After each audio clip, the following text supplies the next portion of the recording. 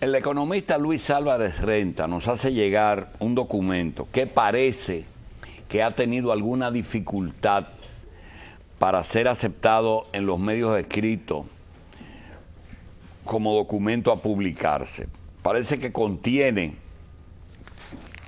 algunas frases que podrían no ser del agrado de los medios o quizás podrían producir algún tipo de demanda. Nosotros vamos a darle lectura a una carta que le envía Luis Álvarez Renta al Procurador General de la República con fecha 23 de septiembre. La carta dice así: Honorable Magistrado Francisco Domínguez Brito, Procurador General de la República, su despacho, distinguido magistrado. Independientemente de la legalidad del desacato que usted ha cometido en lo que se refiere al cumplimiento de lo ordenado por sentencia del 14 de septiembre pasado, asunto que será debidamente decidido en su momento de acuerdo con la ley de los tribunales de la República, deseo por medio de la presente responder a su declaración pública en relación a ese caso.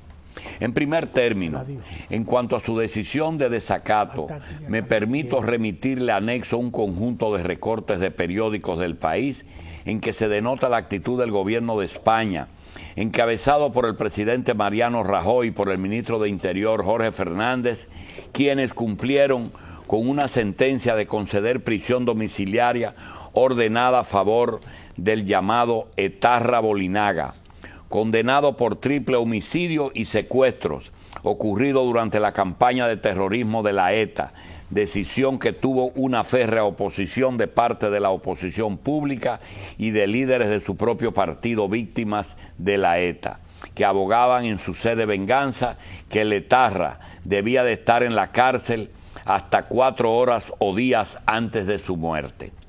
El presidente Rajoy expresó: las leyes no quieren que nadie muera en la cárcel. He tenido que aceptar decisiones que no me gustan. Es el Estado de Derecho que estoy comprometido a defender. El ministro declaró: el gobierno se limitó a cumplir la ley y que de no actuar como lo hizo hubiera supuesto prevaricar, dictar resoluciones injustas a sabiendas. La decisión del juez fue luego confirmada por la Audiencia Nacional, que consideró que solo era necesario para justificar la excarcelación de un peligro patente, señalando que para que exista ese peligro no es necesario que el enfermo se encuentre en estado terminal, como mantenía el fiscal en sus recursos y alegaciones. Pero además resulta extraordinario y por ende sospechoso, posiblemente indicativo de una vendetta personal, que usted haya dedicado 3 días de lo que debiera ser una muy agitada y apretada agenda en su departamento, ya que apenas comienza el inicio de sus funciones, para dar repetidas declaraciones sobre el tema, así como decidir asignar 3 procuradores adjuntos del Departamento de Investigaciones contra la Corrupción, encabezado por su director Otoniel Bonilla, para hacer frente a mi caso de manera realmente impulsiva y compulsiva, tomando en cuenta los serios problemas de seguridad ciudadana y lo que debieran de ser importantes investigaciones de otros graves casos de corrupción que están pendientes y que ahora mismo tienen mucho más prioridad para la nación. Segundo, usted señala que su declaración ha sido motivado por la lucha contra la impunidad, señalando que yo no he resarcido a la sociedad ni a las víctimas. No voy a entrar en detalles en lo que siempre he mantenido que soy inocente, porque no es el momento ni el lugar para esa discusión. Ya está depositada la instancia de intenciones, pero es bien conocido que en el juicio Baninter se convirtió en un fusilamiento mediático que concluyó con innumerables rupturas debido al proceso para condenar y como diera lugar a Luis Álvarez Renta. Basta recordar cómo en primera instancia, luego de acusarme de cómplice de lavado, la sentencia liberó de lavado a los demás acusados, condenándome entonces sin decir quién era mi cómplice ni en favor de quién había lavado. Basta también con leer los artículos 228 y 229 de la sentencia de apelación, donde se declara válida mi apelación de entonces, increíblemente condenarme al final como resultado del cambio de la sentencia hecho 6 horas antes de su lectura, olvidando cambiar esos 2 artículos que contradicen totalmente el dispositivo final de la misma sentencia. En ese contexto, analicemos el tema del resarcimiento de la sociedad. Esta es una extraordinaria declaración. Parece que así como usted considera que es una especie de rey que puede violar las leyes del desacato, sentencia, también quiere erigirse en Dios para saber cuándo se ha resarcido la sociedad. Resulta ser magistrado o procurador, que a mí se me juzgó y se me condenó a cumplir una pena en un juicio, pena con la cual los jueces entendían que se castigaban mis supuestos delitos y que quedó enmarcada dentro del sistema penitenciario de la nación. Puedo garantizarle que cumplir 9 años de mi condena, casi 5 de ellos dentro de la cárcel, no son una muestra de ninguna impunidad.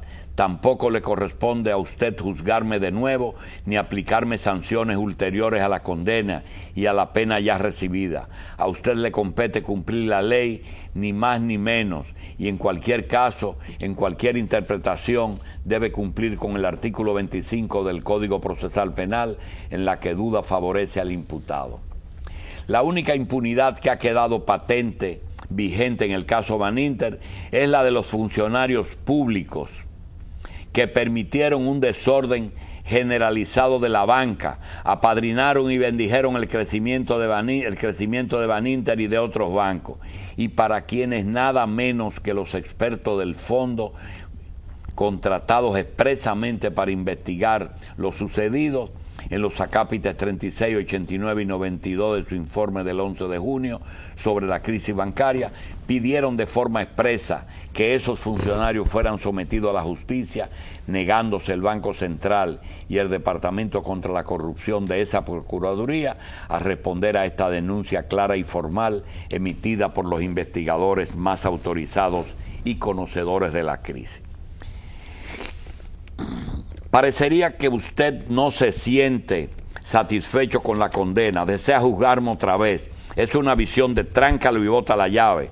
Para usted yo no tengo derecho, es una visión muy común y enraizada en nuestra historia, especialmente entre sectores que tradicionalmente han despreciado los derechos humanos o que arrogantemente se creen que pueden juzgar a los demás. ¿Qué sabe usted de los significados de la cárcel para mí, para mi familia, para atreverse subjetivamente a calificar mi castigo? Pero ese tampoco es su papel, ni su obligación es cumplir la ley. Su actuación en mi caso le resta autoridad moral.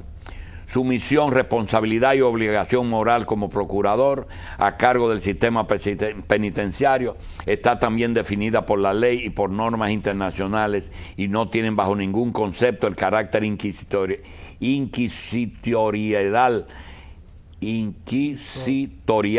implicado en sus motivaciones para oponerme a mi sentencia.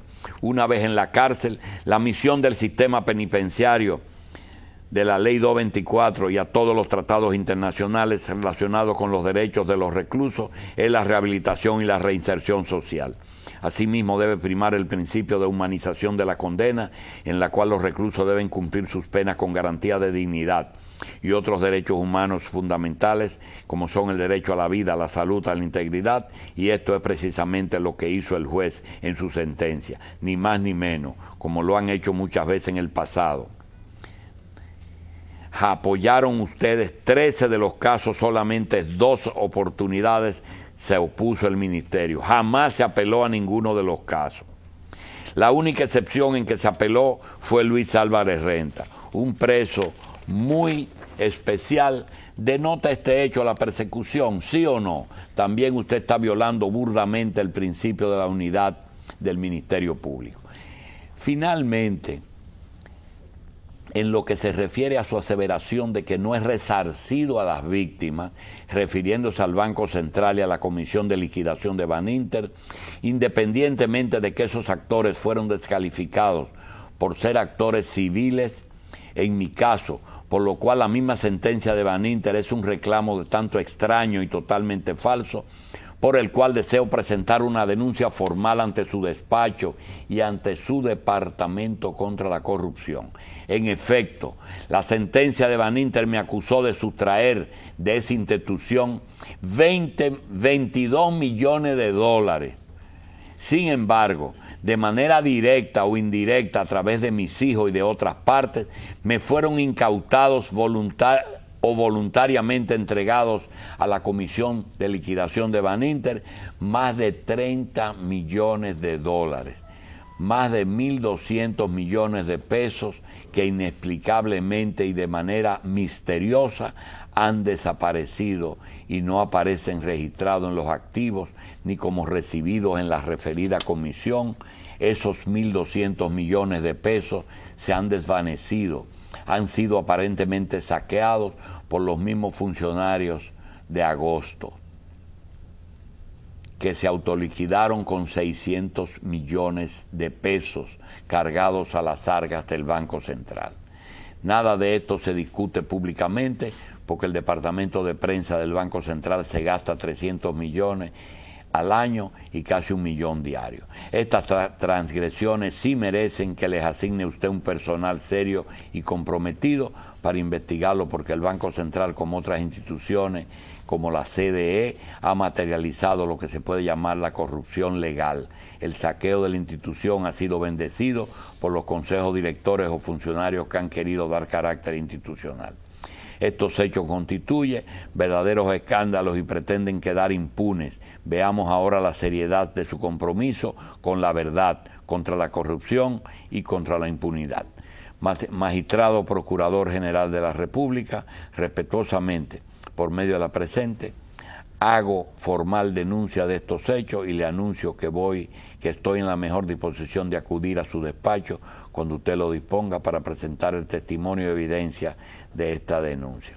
Atentamente, Luis Álvarez Renta. Bien, hasta aquí la carta que Luis Álvarez envía al procurador y que parece que algunos medios no quisieron publicar. Quiero decir también que durante la lectura por tiempo evadimos 2 o 3 párrafos. De manera que nos vemos mañana a las 5 de la mañana.